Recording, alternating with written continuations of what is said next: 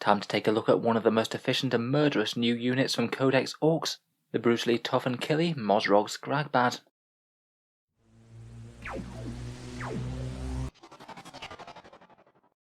Hello and welcome back to Auspex Tactics, where we've been looking through the recent Ork Codex release, and today I thought we'd talk about one of the new models, and perhaps the single miniature that I've had the most requests to make a video about in the comments of the other Ork videos that I've released. For the 170 points that he costs, he just seems to bring an awful lot to the table, and I wouldn't be too surprised to see him in many competitive lists going forwards. I think Mr. Skragbad is a pretty fun model though. Nice to see a snakebite unique character, and I think that the lore behind him really is quite good fun. A beast snagger so brutal that he's been half chewed up by the beast he's tried to tame, riding a ferocious squig of legendary proportions, and affectionately known to the Orks as Big Chompa. Just the name Great White Squig is awesome though, and I feel like if you are going an army down the beast snagger aesthetic, it's going to be a fun one to play with. In any case, let's take a look over his datasheet, talk about his damage output and buffs that he can use, and a few thoughts as to how powerful he is and using him in game. So Mozrog Skragbad is a 170 point or 9 power level HQ choice for Codex Orks, and he is a snakebite war boss, meaning you'll need to take him in a detachment alongside them. He's basically an upgrade on the generic beast boss on Squigosaur model, the one that you can make out of the same kit. His stats are very impressive though. He's got a movement of 10, weapon skill 2+, ballistic skill 5+, strength 6, toughness 7, 6 attacks, leadership 8, a nice 3+ save, 4+ invul, and he takes -1 damage. On top of all that, he has 9 wounds as well. Basically aimed to be just the right side of lookout, sir, so your opponent won't be able to shoot him and gun him down disappointingly off the table for no recourse. Those stats really are pretty ferocious though. 6 attacks are pretty brutal when he's swinging with a damage 3 close combat weapon. The 3+ save and 4+ invul are a solid upgrade on the standard war boss. -1 damage is really going to ruin the day of any damage 2 weapons that try and kill him. And as a snakebite he also gets their defensive buff too, meaning that unless you're attacking with a strength 8 or better weapon, he'll only ever be wounded on a 4+. Most of the time that isn't going to come up all that much, seeing as he's toughness 7, but could still be handy against certain things, for example say Blood Angels if they got +1 to wound against him. For his keywords, he's a snakebite, a cavalry character model with the war boss, squig, beast boss and beast snagger keywords. While he's moving up the board he can shoot off a few shots with his thump gun, the D3 shot strength 6 AP -1 damage D3 weapon that you can also take on the beast snagger boys. Not really going to do all that much meaningful damage to be honest, but when you get to melee the real fun begins, as he attacks with Gut Ripper, which will be strength 7, AP -2 and flat damage 3. A really nice generalist profile, particularly given the snakebite traits as a squig model, will give him a +1 to wound if he makes a charge or heroic intervention move. And of course, as if that weren't enough, he is very much a double threat, as Big Chompa will follow that up with 3 more attacks at strength 7, AP -3 and damage 3, with the pretty mental rule that if you roll a 6 to wound with this, instead of getting his normal damage, he'll do a massive 4 mortal wounds to the enemy. That's going to come up less than 1 in 2 fights, but whenever that happens that's going to be a massive damage hit, no matter if you're fighting hordes or heavies. We'll get onto his rough damage output in a second. In any case, he does have a few more special rules. As a beast snagger he'll be +1 to hit monsters and vehicles, which will only be relevant if he's taking any -1 penalties to hit, and even then it might not matter anyway. He already has the beast boss aura of +1 to hit for beast snagger core or characters within 6 inches. That'll very much allow him to buff things like beast snagger boys or those squig hog riders, and that also works on himself as well. Finally, as any good and proper orc, he has Here We Go for reroll charges, and the War special rule, which he can call himself as a war boss, potentially for +1 attack, and advance and charge on the turn that it's called. In combination with Here We Go, that's quite a good average threat range on him, around about 21 inches on average on the turn of the War. Overall he just seems really strong, pretty massive melee threat, really very durable, and pretty fast as well trying to get himself into combat. If we look at just how much damage output he can do, typically he's going to be getting 9 attacks, all with strength 7 and a damage of 3. It has +1 to wound the vast majority of the time unless he's being charged himself, and it could potentially go up to 10 attacks on the turn of the War. On average, if we're counting for the mortal wounds, that's going to be around about 7 to 8 dead guardsmen, around 5 intercessors or Gravis armoured space marines. It's pretty crazy that he doesn't care anything between the 2 of those, seeing as he's damage 3 and wounds them all on 2s.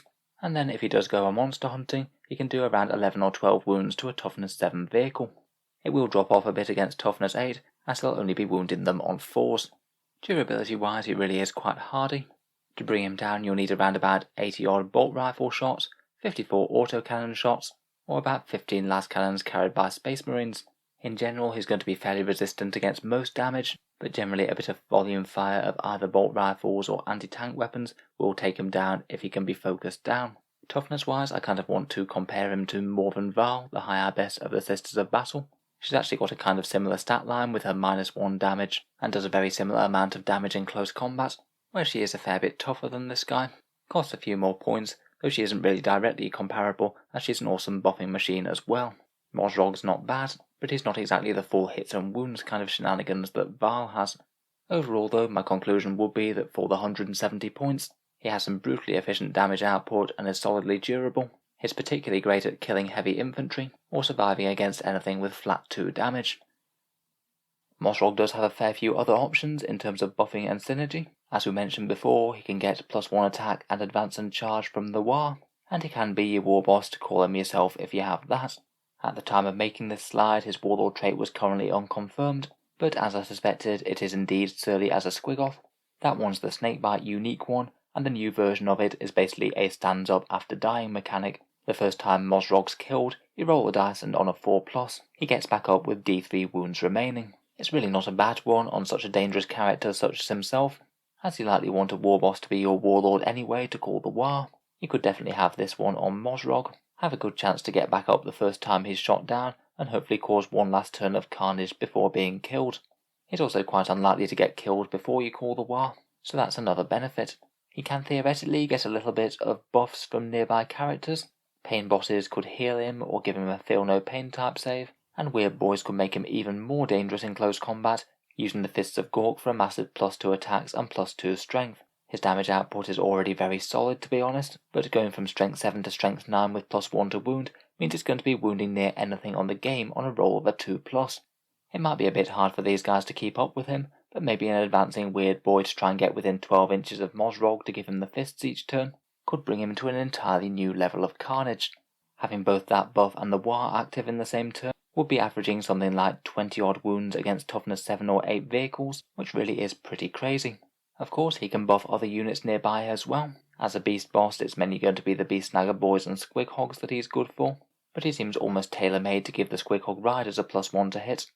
As they're pretty tough, they can screen for him, and they can keep pace with him as they charge forward into battle. Finally, he has a ton of access to different stratagems, though in the New Orc Codex stratagems do seem to cost quite a bit. All of these are 2 command points, but he is going to be quite an efficient unit to buff with all of his massive melee might. You can either get a +2 damage against Titanic models, that would put his attacks up to a big damage of 5, in combination with the Fists of Gork that could easily let him solo a knight in a turn. He can use Break-in Heads to allow one nearby Orc unit to auto-pass morale for a few mortal wounds. Monster Hunters can give him +1 to wound against vehicles or monster units. He will get +1 to wound normally anyway, but he could use that even if they've charged him rather than the other way round. For 2 CP, Orcs is never beaten to allow him to fight in death. Does seem like it could be a really high value one there. Could certainly be a good way of dragging down whatever just killed him. And he does also have access to the 2 CP tougher Squig Hide stratagem. That allows him to be only wounded on a 4+, no matter what's targeting him, even if it's strength 8 or higher. A bit on the expensive side, but it's certainly going to make things like las cannons or missile launchers nowhere near as good at killing him. Out of these buffs, I would be quite tempted to make him your warlord. You can always buy other traits in with the stratagem.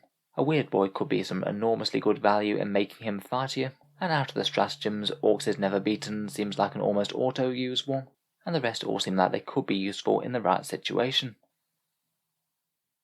In game he does seem like quite an easy to use character, probably best just to have him screened by some Squig Hogs or something, trot him forward towards an objective, and dare the enemy to ride forward to take him on. If they back off the objectives then you can just make them orky and then press forward, and if they ride out to meet you then you're going to be doing some mass damage. I think having him around certainly ups the viability of having a nearby weird boy. Throwing those extra attacks and strength on him just makes him absolutely nuts. Hopefully if he can avoid a turn or 2 of firepower, then in the next couple of turns he can just be a really annoying and durable threat that deletes a unit a turn and forces your opponent to divert some volume fire to put him down, unless they just want him to keep on rampaging through their lines. It looks like his ideal prey will be medium infantry or lighter vehicles, though if he does get the Fists of Gork, then he's going to be dealing mass damage against anything. As for weaknesses, being snakebite locked is a minor one. If you are wanting to run Goths, for example, for all that melee goodness, you'd either have to leave him at home or take an allied detachment of snakebites. He's not really all that hard to kill with concentrated firepower, so I don't think he can be literally your only game plan to have him just win the game for you. But for 170 points, I think he soaks up more than he really should be able to. Finally, despite some decent generalist melee, he still might not quite have the damage output to just auto wipe out big units of elites or anything, and that might partly limit what he can safely charge. If the enemy's got a big nasty that's just very slightly bigger than him, he might well just charge in, do some damage, and get killed in return. For other options within the Orc Codex, you could look at the beast boss on a Squigosaur. He costs 25 points less, but he's got worse saves and invuls, and has 1 attack less and 1 point of strength less. Overall, I would say that Mozrog beats the beast boss in a direct comparison, and I'd perhaps see the main advantage of the beast boss as being able to take relics and warlord traits freely, and also not being restricted to the snakebite clan culture. So you could take a Goth Swan if you wanted, if it happened to fit in a bit better with the rest of your list. You're not going to be getting the +1 to wound on the charge though, if you do leave the snakebite clan. Otherwise, there's plenty of other flavours of war boss. Bike bosses from the Forge World Imperial Armour Compendium are both fast and choppy, and could take things like Dakilla Claw, or just a regular war boss on foot who's really quite cheap and effective. Overall though, despite the weaknesses, it certainly looks like Mozrog Skragbad. He's just a ridiculously efficient melee monster for the new Orc Codex. He's not bringing tons and tons to the table aside from raw melee might, but he's quite a big draw to playing snakebites, and I strongly suspect he'll see play in plenty of Orc lists. I don't think he's overpowered to the extent where he's basically going to carry the Orc army to victory every game he's in, but he certainly seems like an advantage to have too for the faction, and stronger than a fair few similar options in other armies. In any case, let me know what you think down in the comments below. Do you think he's strong, overpowered, or just great fun to use? I look forward to hearing your thoughts. If you've enjoyed the video, then feel free to subscribe to Auspex Tactics. I'll certainly be keeping some regular Orky videos coming over the next few weeks. It's going to be fun to delve into the new codex in a bit more detail. Finally, if you have been enjoying the videos on the channel, I would just like to mention the Auspex Tactics Patreon page, which you can find down in the video description below. Making all these videos does take a fair amount of time, and if you are enjoying regularly, any support is enormously appreciated. Channel patrons do get a fair few advantages as well, seeing certain videos early, regular votes to see what sort of things come next for the channel, and automatic entry to the regular prize giveaways with a chance to win some big model kits every month. If any of that sounds good to you, or you'd just like to help support, then the link is down in the video description below. In any case, an absolutely enormous thank you for listening, and I'll hope to see you guys next time.